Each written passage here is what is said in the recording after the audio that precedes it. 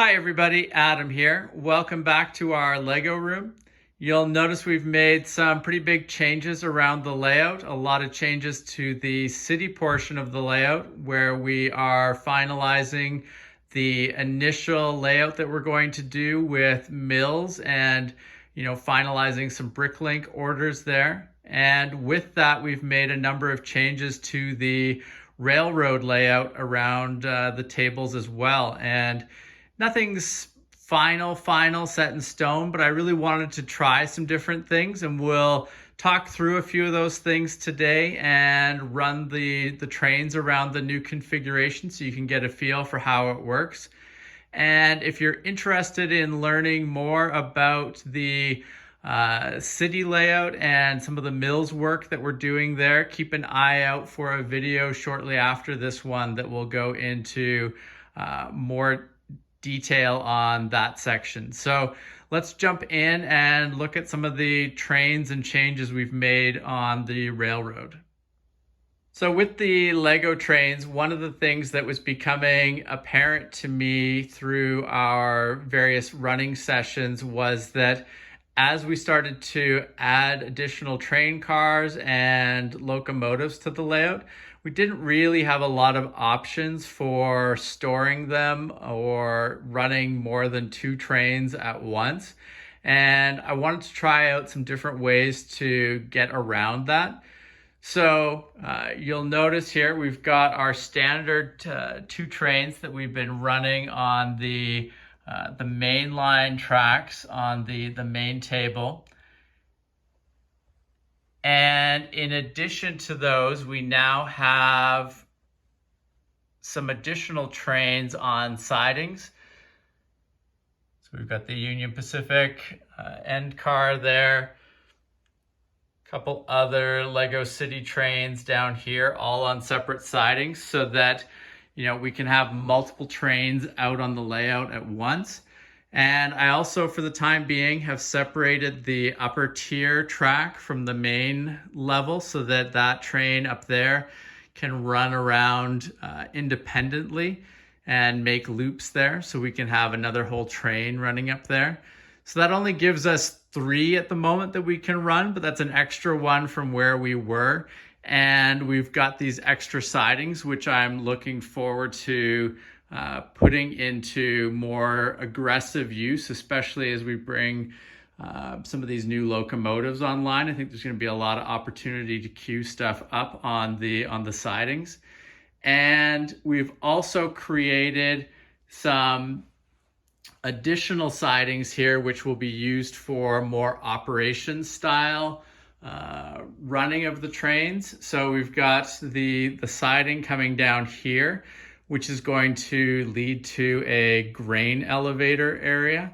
And then we've got the siding over here, which is going to run to a farming area. So it'll be able to pick up crop related loads and stuff like that.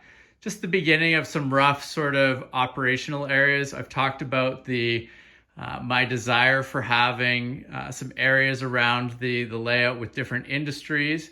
And this is kind of the initial step into incorporating a few of those into the layout.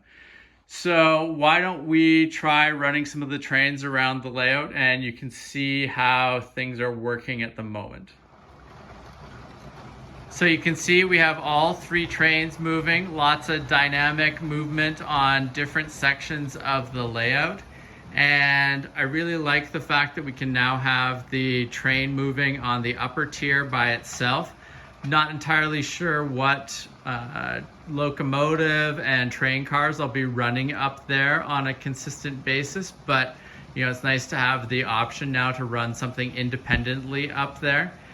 And you'll notice on the main table here, one of the big changes I made was to have the inner loop go around and then come up the middle of the table rather than going around the edge over here. And I really feel like that one adds a lot of mixes up where the trains are going and where you're seeing movement at any moment in time, but I also really like how it frees up the path for this exterior line to take a more natural curve through that corner rather than being, before I felt it was kind of crowded over there and the two tracks were kind of wedged in a bit, and now there's space for that main track to go through. We've got the nice opening here for the farm area to be built up. I could see in the future also building up a mine area over here. So, really happy with the spacing that has brought, but also I think the movement and seeing those trains passing through different parts of the layout is really cool as well. Now let's try firing up one of these other trains that's on one of the sidings and see how that works as well.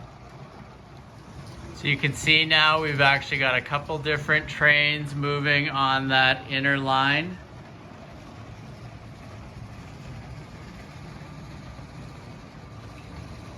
And what we can do here is we can fire up the switch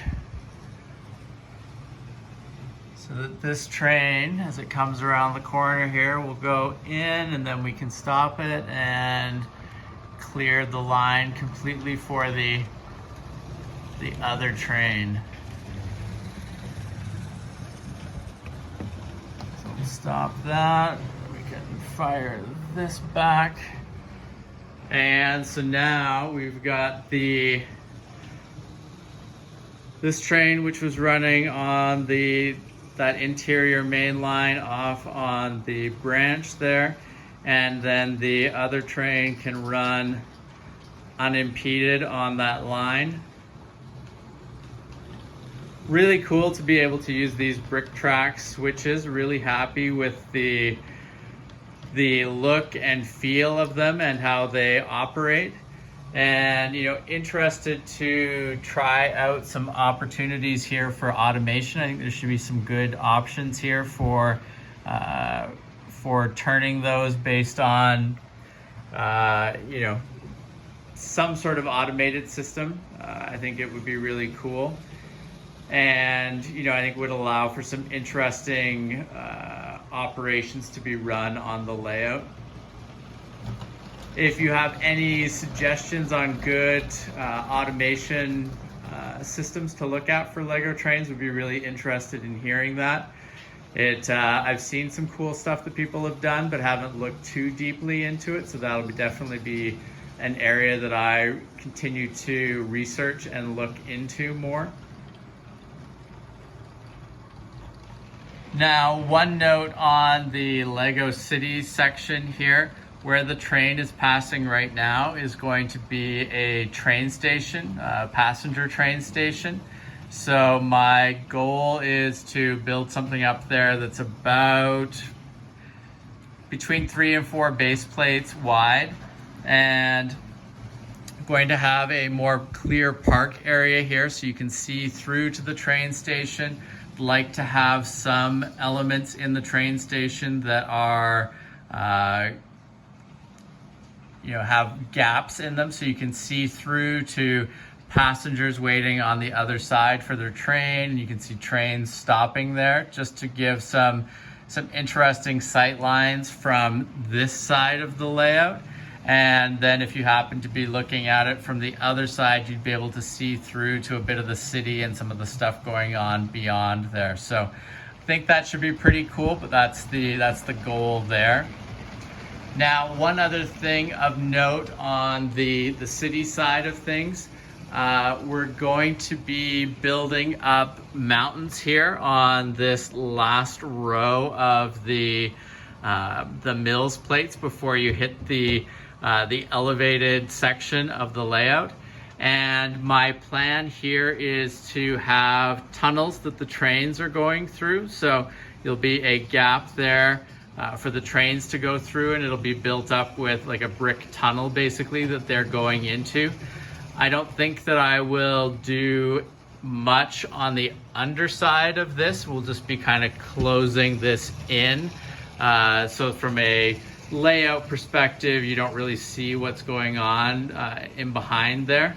But, you know, it's very easy still for me to get back in there if something happens with one of the trains, or, you know, if I need to just fiddle with something back there, a switch or anything like that. So those are kind of a couple of notes on the city layout as they pertain to the railroad specifically. But other than that, that is kind of where we're at with the layout at the moment. Excited about the potential of this new layout. Really like the fact that we've got a lot more track opportunities here for storing different trains on the layout, and looking forward to, like I said, we've got the Berkshire and the Mohawk that should hopefully be coming online later this week, early next week. And then a couple other trains that I've got the Crocodile that I'm looking to get online very shortly. So lots of things happening on the you know, on the train car locomotive front that should be popping up in the layout soon. So really makes it useful to have all these different siding options here. And like I said, I still think that we will work with some ideas that I have for changing the elevation of the trains and having the trains move up onto different tiers or down to different tiers of the layout. But I think we can do that and maintain the some of the flexibility that we've given ourselves with this new layout. So interested to hear what you have to say. And like I said, this probably isn't the final view of the layout. I'm sure we will continue to tweak things as we continue to run the trains around the layout and build additional trains. But this definitely feels like a good step forward, and I'm pretty excited with the results so far. If you have not subscribed to the channel, please make sure to do so that you don't miss out on any of our upcoming videos. And thank you very much for watching. We'll see you again soon. Take care. Bye.